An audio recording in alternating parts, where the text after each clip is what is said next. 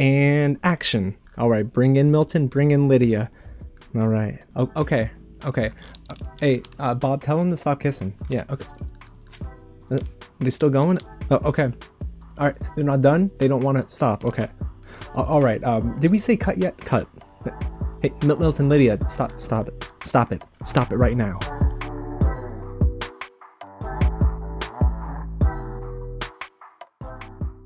What's going on, you guys? James here with another recap and review of Love is Blind Season 5. We're getting into week 2. That's episodes 5 through 7. And even though there's only 3 episodes, last week there were 4. Also, if you missed my recap, you're going to want to watch it. It was kind of a crazy start to this season. These episodes for this week, they've got some drama packed in between. But are they as strong as the first week? We'll talk about that, I promise. But guys, before we get into my recap and review, if it is your first time here at the channel, welcome to Real James, where I love talking about movies, TV, and all the news in between. So if you do too, hit the big red button below, subscribe to the channel, tap on that bell, and go ahead and get loud down below in the comments, and let me know which moment shocked you the most. And are you Team JP or Team Taylor? That will make sense in just a little bit. Now, just like last week, I'm going to give you some spoiler-free thoughts right now, and I will warn you before we get into the spoiler-filled section of this video. Okay, so let's get started. We are already in the thick of things, right? We've seen some engagements in week 1, some reveals, and some drama surrounding Uche and Aaliyah. But is this week of Love is Blind Season 5 better than the first week? I think the easiest answer to that is, in some instances, yes, and in most instances, no. I wasn't the biggest fan of some of the lulls in between. I do think that they somehow made JP and Taylor's moments more interesting this time around because they were a chore to sit through during the first 4 episodes of this season. But I do appreciate the pacing whenever we're in Mexico. I think it's when we're out of Mexico where I felt like because Uche and Aaliyah didn't necessarily work out, I want to say, it really harmed the final product because then you have one less potential couple to follow, so we're getting less material in episodes 5 through 7. So when we're out in the real world, that's when this week's episodes started to sort of dip and teeter off from the momentum that they were building when they were in Mexico. I would say the biggest draw here, like if this is a boxing match, the main card would be Lydia and whomever else she's having a conversation with, because oh my goodness, Lydia is, well, let's just say drama follows her wherever she goes. On a technical note, and I know we don't come to Love is Blind for editing and great soundtrack choices and awesome cinematography, I was really confused about the structuring of one particular moment. The editing was fine, I thought everything else, the camera work, it was decent enough, but there's a moment with Vanessa and Nick Lachey where they sort of, in the middle of the episode, spoil what's ahead. It's a montage within the episode of future events, and it had me thinking, you didn't need to oversell us on what's ahead. Actually, we hardly need to see the Lacheys anymore because they don't necessarily add much to Love is Blind anyway. But it really confused me that they were willing to add this montage that did spoil some of the future events in this week's episodes. So for me, I found it unnecessary, and it led me to believe that maybe this isn't as strong as Season 4, and so far through 2 weeks, I will say that this does rank below Season 4 and Season 1. It's still better than Seasons 2 and 3, but I do think that there are some instances in week 2 where it just doesn't necessarily hook me, and even when I felt I was in the groove, they go off and they spoil future events, and I'm thinking to myself, why would you do that? It actually takes you out of the experience. So yeah, week 2, it's not a bad run of episodes, honestly. There's a lot of drama that we're going to get into in just a little while. But if you're looking for something that was on par with week 1, you might be just a little disappointed. So that's all I got for the spoiler-free section. Again, if you are at this point right now and you have not watched Season 5 episodes 5 through 7, please go ahead, subscribe to the channel, save this to your watch later list, and then come back when you do finish every episode, episodes 5 through 7, and have a conversation with me about what we're about to talk about, because there's a lot of drama. We got Uche, we got Aaliyah, we got Lydia, we got so much to dive into. But again, I gotta make sure y'all are caught up. So hit that big red button below, subscribe, come back. But if you are locked in and you've already watched the episodes and you're a true Love is Blind fan, you woke up at 3 in the morning, huh? No, okay, most of you probably did not wake up at 3 in the morning. But guys, it's time now to get into my spoiler-filled recap and review because we got a lot to dive into. Let's begin with a quick recap on our engaged couples at the start of episode 5. We've got Izzy and Stacy, Milton and Lydia, and JP and Taylor. So what happens after they get engaged? Well, there's reveals. We've had a reveal for pretty much everyone except for Milton and Lydia. Now here are some notes that I took, and one of them in particular is, I don't really like Lydia. Yeah, I'm gonna be honest guys, something about Lydia rubs me the wrong way. It started last week, I think it was episode 4, where Lydia is on the couch spilling all these physical attributes and traits about Uche to Aaliyah, and Aaliyah is clearly telling Lydia, girl, stop, I don't want to hear anything else. And she kept going.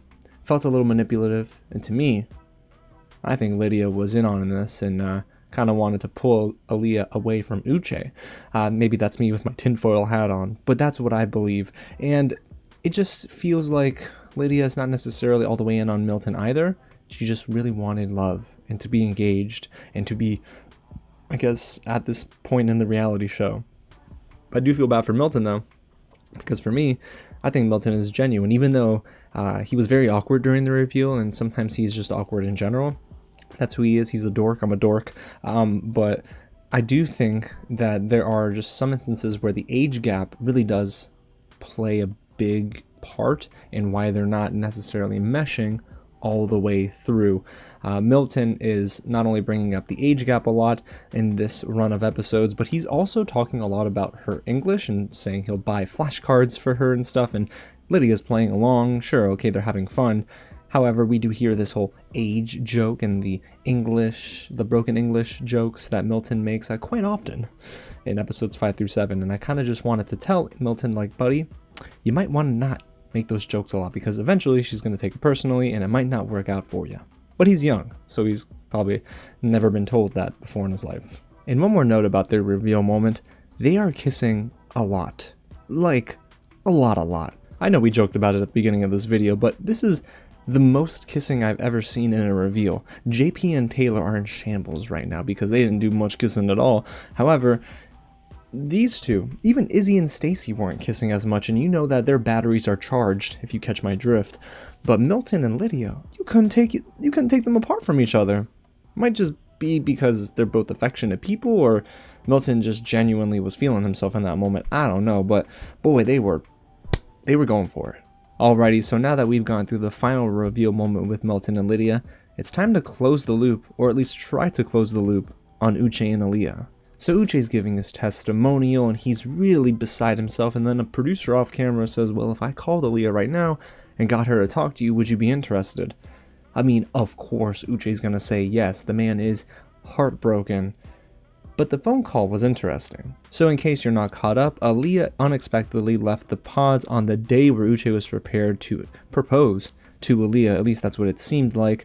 Aaliyah got on a plane and left with no contact ever since, and Uche was left in the dark. So of course Marco, the producer, gets Aaliyah on the phone, and Uche, well, just asks what happened. Aaliyah explains that there was an exchange of words between her and Lydia that did not go well, most likely included a lot of cursing and disagreements because, if you maybe forgotten, Lydia and Uche had a little thing about a few months before getting into the pods. Not great. Aaliyah apparently told Lydia, if Uche doesn't propose, maybe you can have him back if you wanted. Ouch. And then Lydia replied, F you, I don't want him back. And she didn't say F for forgive, I'll tell you that much. This is very interesting that Aaliyah would even say that. Maybe it came from a place of frustration, but it seems like that was not the move. So Aaliyah told Uche that Lydia was just smothering her, and it kind of got to a boiling point and she just left. Packed up her bags and got on that plane and left the pods back to Houston. So Uche was of course upset. He was visibly upset in this moment and told Aaliyah, I can't believe you let some girl come between us. when at the same time Uche probably could have been a little bit more forthcoming to Aaliyah before Aaliyah found out about him and Lydia. Aaliyah did reiterate to Uche though that she still loves him and wants him, and then Uche turns it around and is on the verge of gaslighting Aaliyah for the rest of this conversation. It was a dramatic phone call, but Uche was blaming Aaliyah for a lot of this, and after a while I started to think, dude, you're not really exemplifying traits of a good life partner to Aaliyah. You judge her harshly in the pods and then admittedly apologize to Aaliyah for judging her for cheating, and now you're gaslighting her a bit more. This wasn't all on Aaliyah, bro. This is also on you when it comes to not disclosing what you did with Lydia a few months before the show to your potential partner. So yeah, there's a little bit of blame to be thrown on both sides, but the phone call ends, it's dramatic, and Uche ends it by saying, I don't want to talk to you on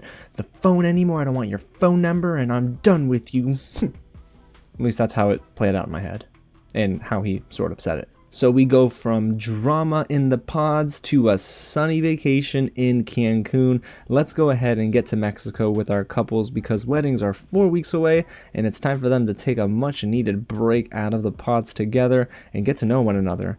At least for some couples. Right off the bat, Stacy and Izzy are the most physical couples of the bunch. I mean, they are doing everything except for the thing, if you know what I mean. They eventually did that though. And you could tell that their connection physically is strong. I was wondering about the emotional side, but we'll get there. Here's a couple though that isn't very physical, and that is Taylor and JP. They had probably the most material on display in terms of us to chew on and get hooked by for the Cancun episodes, because every other couple was sort of boring, to be honest with you, but Taylor and JP somehow turned it around, did a 180 from last week and said we're going to be the most interesting couple in Mexico. I found it really weird though when they first got to their hotel room that somebody was already in the room playing a violin. That's a big jump scare. If somebody did that to me and my girlfriend, I would flip out. Probably tell them to get out and I wouldn't tip. But then I'd feel bad about that. No. Actually, no. No one's going to surprise me and my partner in our hotel room playing violin before we even get there. Like, give me a break. But one thing I noticed right away is that JP is still very awkward. If you remember, Taylor had her reservations from the reveal moment, but chalked it up to nerves.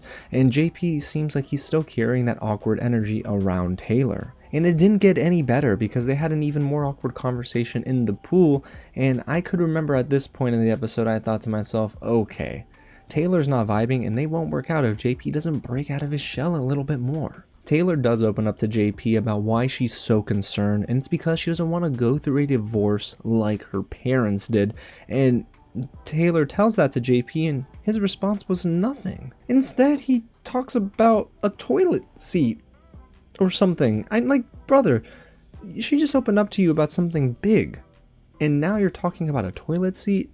Dog, come on. Taylor wants JP to open up, but not about bathroom stuff. Come on. Now, there were some instances where JP was trying during their first night in Cancun, and he did compliment Taylor, and she said something interesting. She said, "Are you lying?" So part of me believes that she's a bit insecure, and if that's the case, then JP's not doing much to really settle her nerves because, well, we'll get there. Let's now talk about Lydia and Milton. I don't have many notes for them because, again, Milton is just very socially awkward. However, he sort of starts to ease into his role as Lydia's partner throughout this week's run of episodes. It just feels like he's very dejected in most of their conversations when it doesn't necessarily interest him, and Lydia is still struggling to get over the age gap, so when they're settling into the hotel room, certain things that Milton does that she doesn't agree with, and she's like, chalking it up to him being 24, which is, in retrospect, very, very young compared to Lydia. So, hey, at least they are challenging Izzy and Stacy for the most physically involved couple so far in Mexico, because they had a little steamy shower scene. And yeah, they were doing a little bit more than scrubbing each other's backs. So now it's time for the morning after in Mexico, and let's begin with Stacy and Izzy. Izzy apparently said it was the best night of his life, and I wonder why, homeboy. Yeah, you can just imagine, right? Especially after their pod conversations. But Stacy, I'm gonna say this, okay? just gonna say it. Stacy surprised me. Not by what she said, not by the way she acted, but how different she looks without makeup. I didn't expect that. She looks very much like one of her sisters, and we'll talk about the family meetup soon when they get back to Houston. But yeah, Stacy does look very different without makeup.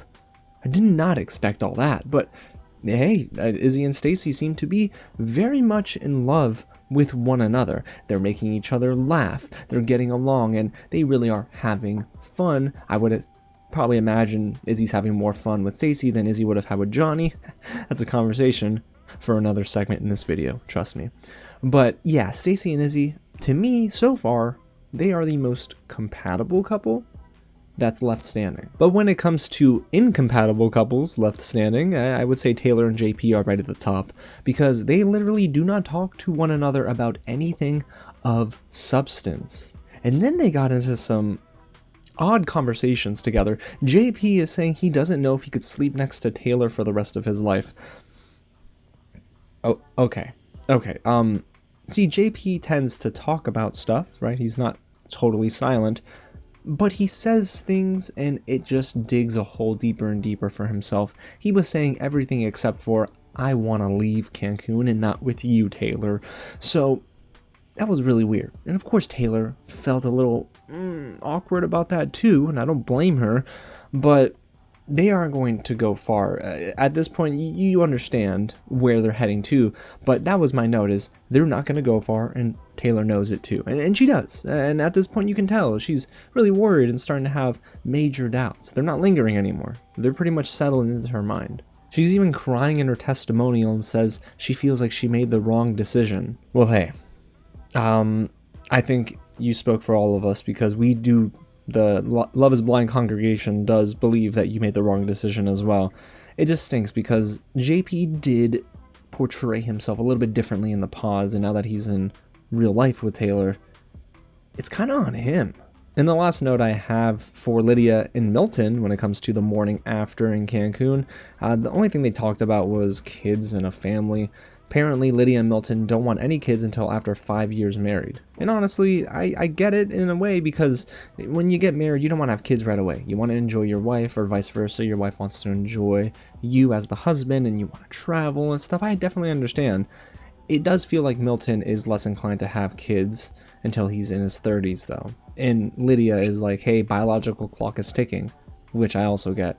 But then again, that's the age gap issue, right? It's tough for them to work through, and it becomes a barrier at some points. Alrighty, so now it's time for the couples meetup in Mexico, the moment you've all been waiting for, and I'm so sorry to say, there's not any sort of drama like there was with Micah in season 4.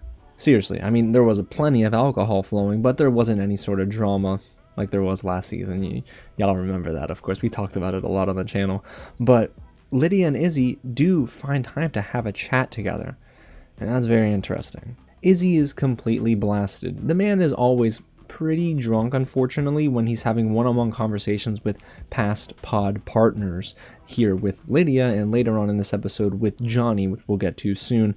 But Izzy apparently wants closure. Lydia does not look like she even wants to have this conversation. She wants the conversation to close, but she doesn't want to provide any closure. She's done. She's got Milton. But Izzy is sort of looking for the end to this loop between them, and it sounds like they found their closure. To be completely honest, they didn't really say much of substance together, but Izzy found his closure and, you know, talked through his emotions, but it was very one-sided. Feels like Izzy does this a lot with past pod partners, like I just mentioned. It's a very one-sided conversation, and it's Izzy spilling his feelings, and the other person's like, I've already forgot about you, deuces, homie. But it's not just Lydia and Izzy who get to have a chat. You got some of the guys to have a talk with one another, and JP told Milton that he and Taylor have not slept together yet. To be honest, y'all, it's really not that big of a deal if they were not awkward with one another. If they were staying celibate until they got married, fine. There's nothing wrong with that at all. It's just the awkward factor that doesn't help them. So Taylor's looking for more, and JP is not willing to express that. So JP, what are you doing here? And then the girlies have a chat, and Taylor tells Stacy that she doesn't feel comfortable now with JP. So it went from, hey, I want you to talk more, to, ooh, I'm not comfortable with JP anymore. that's the moment. Seriously, this is the moment in this week's run of episodes where Taylor is clocking out with JP. She's waiting for her moment to leave. I think it got to a point, of course, in Taylor's mind where there was no return, and JP was just too awkward for her and not really able to keep up a conversation, let alone start building a foundation together. But then JP expresses that he feels Taylor wanted to leave the moment they got to Mexico. So JP slowly but surely planting seeds of excuses, honestly, of maybe why he's being awkward. He's trying to push the blame off. Oh boy, well, we got a lot more to talk about with JP and Taylor, I promise you, because now we're going to get into the final days in Mexico, and I'm looking at my notes. Yeah, JP and Taylor's section is the longest. So our couples are beginning to have their final dates in Mexico, and Stacy and Izzy decide to go and play mini golf. However, I've never seen a couple make mini golf sensual. Listen, they need a room. I mean, they have one, but they need to get a room. It just feels like the cameras are on them, and all we hear is them talk about how much they want to sleep together. And it got exhausting. I wasn't a fan of it. I was honestly just a little annoyed, to be completely honest with you guys. They physically are, of course, the strongest couple, but emotionally, again, I just don't see it yet. And I will tell you, I have 0 notes for Milton and Lydia because they go and have dinner. It sounds like they had a spa day, or looks like it at least. And I, again, have no notes for them. They were just a little bit boring as a couple in Mexico, but it's now time to dive into JP and Taylor. So they start off their date with an ATV adventure. They got the goggles on, they're on the ATV, vroom vroom, or driving towards a better date than they've had in the past. Well, here's the thing, not necessarily. It seems like JP and Taylor, they want to portray that they're having fun on this date, but things start to hit ahead really quickly, and they get brought back down to reality. JP is still closed off, and Taylor is beginning to visibly get frustrated, telling him that, well, they're not where they should be. And JP even says that he's had one foot out the door the entire time. Or was it Taylor had one foot out the door? I think it was JP saying that he's sort of trying to maybe like take himself out of the situation. He's not vibing with Taylor, and Taylor's not vibing with JP. So, in my opinion, honestly, and I'm going to start interjecting with some of my commentary here, I think this is on JP. JP is clearly someone who's emotionally unavailable. He's not ready for marriage, let alone an engagement, let alone a relationship. So if he's not ready for any of those layers of intimacy, of building a foundation together, how can you assume that Taylor is going to wait around? Taylor's young, she's a teacher, but she's got her whole life in front of her, and she's not going to be subjected to someone who's awkward and not willing to talk to her. Literally. Just to have a conversation. It's like pulling teeth with JP. And once they get back to their room after their ATV adventure, this is where JP actually made me a little bit frustrated and upset. JP's excuse for being closed off is that Taylor is not who he thought she was, and he believes she's fake. He says if she presented herself without makeup, it would have been a better experience for both of them. And he even says that she's fake. Like, JP, come here closer, JP. Are you out of your darn mind? JP's giving controlling partner vibes. He's trying to tell Taylor that she shouldn't wear makeup, and first of all, you shouldn't tell a woman what to do regardless, especially when it comes to makeup. It's a weird thing to bring up, but it's also showing that JP is possibly that kind of partner, where he's controlling the woman that he's with, and that doesn't bode well in my spirit, to be completely honest with you, because I've seen time and time again where men are trying to tell the woman they're in love with what to do and their partner how to act. And no, I would never. You won't catch me doing that. No, okay? I love my partner for who she is, and he should have too. And that's not mature of him. So Taylor says, I'm done, finger wags, and said, I'm sleeping in another room, homeboy. So she leaves, and then when they get back together in terms of being in the same space, they have a conversation in the lobby in Mexico. JP admittedly accepts partial fault. So the man can't even accept full blame here, but he says, I accept that it was partially my fault, and I do want to work through it with you. And Taylor's like, the only thing we're going to work on is getting a flight back home because I'm done with you. Taylor says JP's not the person that she fell in love with in the pause, and of course tells JP, we're done here. And you know what, Taylor? Good for you. Don't keep yourself in that relationship. JP, yeah, I never thought I would have such strong feelings towards either of these candidates, but JP is one of the ickiest Love is Blind candidates that we've had in this series so far. So JP and Taylor split up before we go back to Houston, where the remaining couples, Izzy and Stacy, and Milton and Lydia, get to spend time in each other's apartments and live together. This is around the time where they do that weird montage with the Lachey's talking about what's coming up next and why are you spoiling what's ahead. Again, dumb idea, bad decision making and structuring for this episode. I actually fast forwarded because I didn't want to get spoiled. So luckily, I was still shocked that the events we're about to talk about. So it's 21 days until weddings. We got 3 weeks, y'all. So let's check in on Izzy and Stacy. So it seems like they've had some serious conversations since coming back to Houston, and Izzy's mom is apparently unsure if this is right for him. That places some doubt in Stacy's mind, so this is the first time they've actually had a serious conversation, at least on camera, about their relationship and their future together. I kind of get Izzy's mom in a way though, because she doesn't want her son to get hurt, and this is a very odd experiment. It just seems like Stacy was not very receptive to that. But eventually Stacy goes ahead and takes Izzy to her home where she is remodeling and spending $20,000 on HVAC units or whatever she was talking about. And $20,000 is a lot if things break, but the remodel is going to cost a whole lot more. Seems like though, Izzy is not as bought into this remodel because of how expensive it is. And also it seems like Stacy is starting to show signs of, well, the guy better pay for everything. And listen, I'm a big proponent of guys picking up the tab. Of course, chipping in for mortgage, you have to go 50-50 on those sort of things, and you have to make sure that you're doing your part as the leader and the head of the household. It just seems like little things, like maybe Izzy saying that he doesn't always have to pay for dinner, triggered Stacy. That's not great.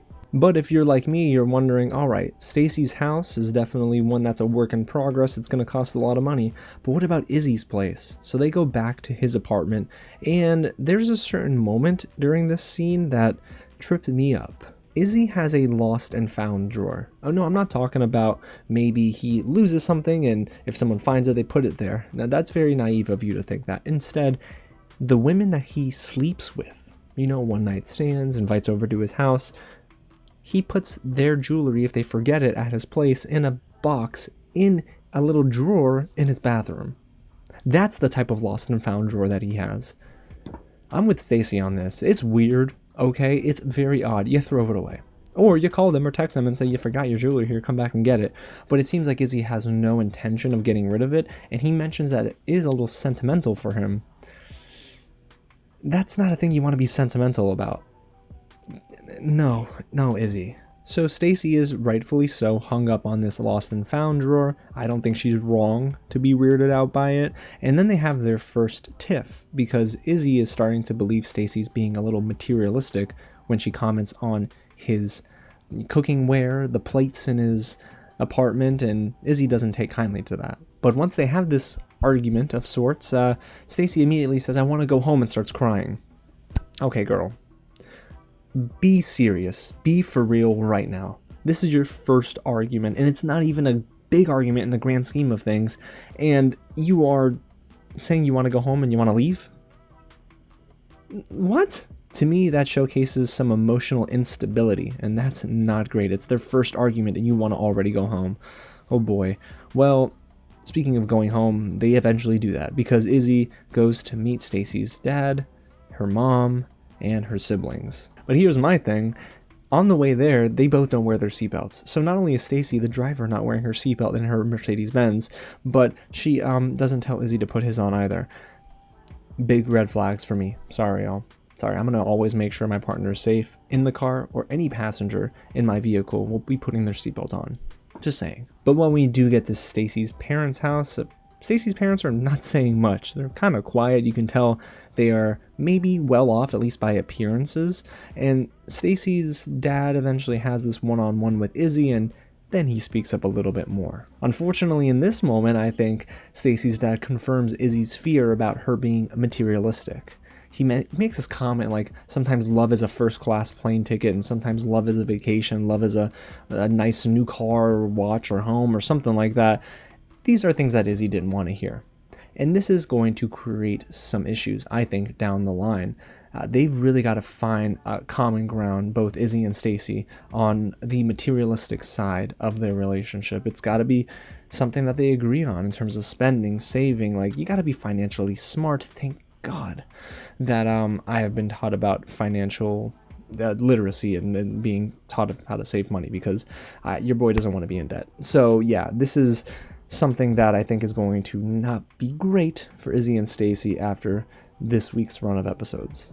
Alrighty, so now let's check in on Milton and Lydia. They're back in Houston, and it seems like Milton and Lydia are going to have a hard time spending moments with one another. Yeah, it's because Milton, being an engineer, has to work nights, and Lydia has to work the first half of the day, so when Lydia comes home, Milton leaves. So the work-life balance is not great for either of them, at least together. But Lydia seems willing to work through that as long as it doesn't become consistent, and Milton makes a comment and says, "I don't work nights all the time." So hey, I guess she's okay with that. Eventually they go to Milton's apartment though, and Lydia is very hung up on these carpets and rugs that Milton has and doesn't like them at all. Lydia goes in and treats that apartment like it's her own already. It's like, your name is not on the lease, girl, okay, so don't do that. But Milton, he has his friend Josh, his roommate, come over. It seems like his roommate. They said it's his friend Josh, but it does feel like they live together. So Milton's friend Josh and him are, they're both nerds, and I can say that because I'm one. So yeah, they're nerds. He's in data analysis, I believe it is, and Milton being an engineer and Lydia being a geologist. It's like a big happy family. Well, Milton, his friend actually confirms one of Lydia's deepest fears, which is probably the fact that Milton and Josh are nationally ranked Pokemon players. I don't think Lydia wanted to hear that. Anyone agree with me? Yeah, I don't think so. So they're done spending time in each other's apartments, and eventually Milton meets Lydia's mom and her brother. And yeah, it was an interesting dinner date. It was sweet in some instances, and in other moments it just kind of felt a little like, okay, Lydia's mom and brother are just taking time to sort of get to know Milton and where they're at, and of course Lydia's mom wants to make sure her daughter's okay as well, and eventually puts Milton's nerves to rest and says, hey, we accept you in our family. At least she says it in Spanish first, I think, and then it's translated to English. So that's very sweet, and I think that's great. So for all of these jokes that Milton's making about Lydia needing flashcards to learn English, I think that Milton's gonna have to start to learn some Spanish. Alrighty, we got 2 more sections left in this recap and review, y'all, so I appreciate you sticking with me.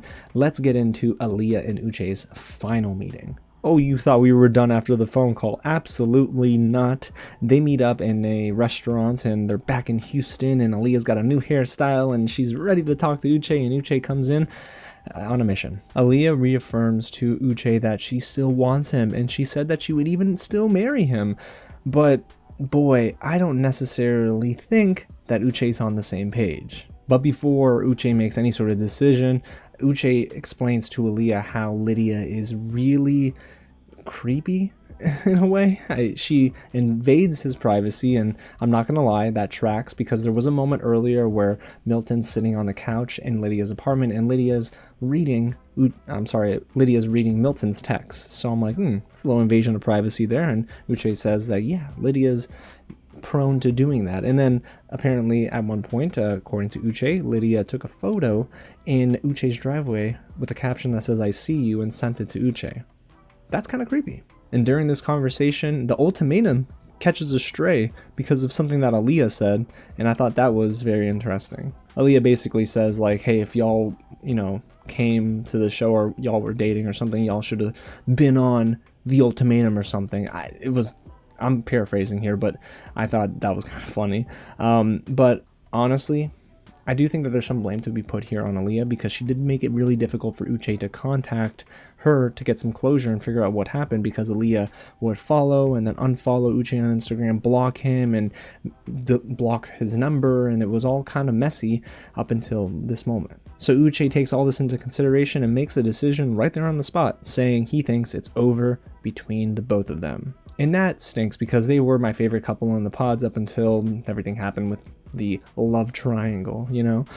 So Aaliyah, honestly, she does have valid reasons to be mad at Uche for this whole ordeal, but at the same time, like I mentioned earlier, she's got to shoulder the load a little bit for not giving the closure to Uche that I believe he did deserve up to that point in the pods. So yeah, it just became a whole mess, but safe to say that they're done. Alrighty, y'all, so it's time to get into the last segment for this recap and review, and that is the Pod Squad meetup in Houston. We got our remaining couples, some of the Pod Squad friends, and then we have Johnny and Chris that show up. And Uche. Yeah, the producers are stirring the pot.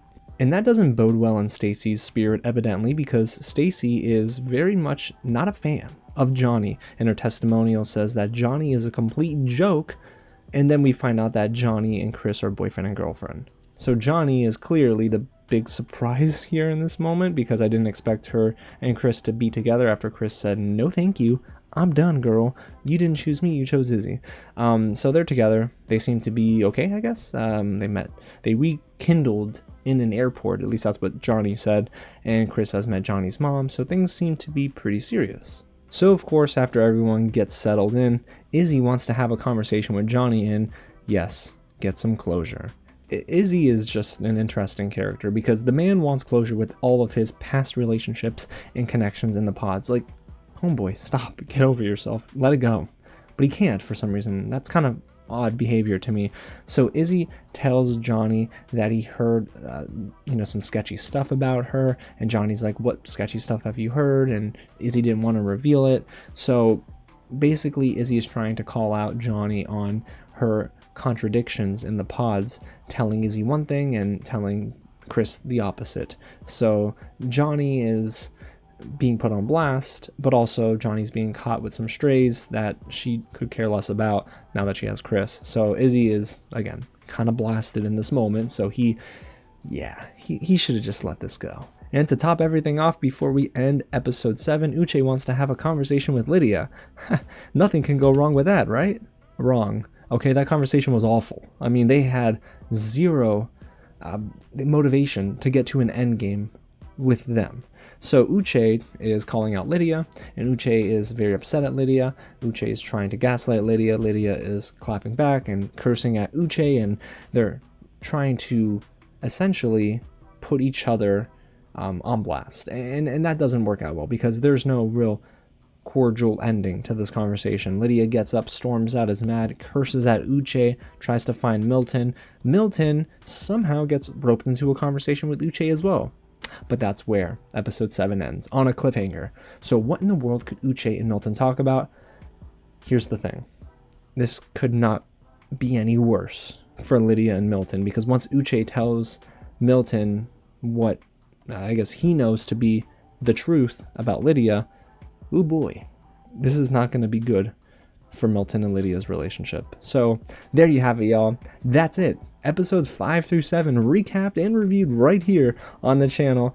Again, thanks so much for sticking with me. If you haven't already by this point, hit the big red button below, subscribe to the channel so you don't miss out on my recap and review for next week's episodes 8 and 9. That's right, Friday, October 6th. We're getting into the 3rd week. And then after that, y'all, is the final episode, which is weddings with episode 10. And I'm so excited to see what happens. I wonder if anyone makes it, because at this point I would have to say the only couple I can predict making it to the altar and saying yes is Izzy and Stacy. That's it. But y'all, let me know in the comments as well what you thought of this week's episodes. Which couple are you rooting for? Which one made you the most upset? And what did you think of the whole Uche Aaliyah situation? That's a mess. Alrighty, y'all. Again, thanks so much for watching, and I'll catch you at the next screening.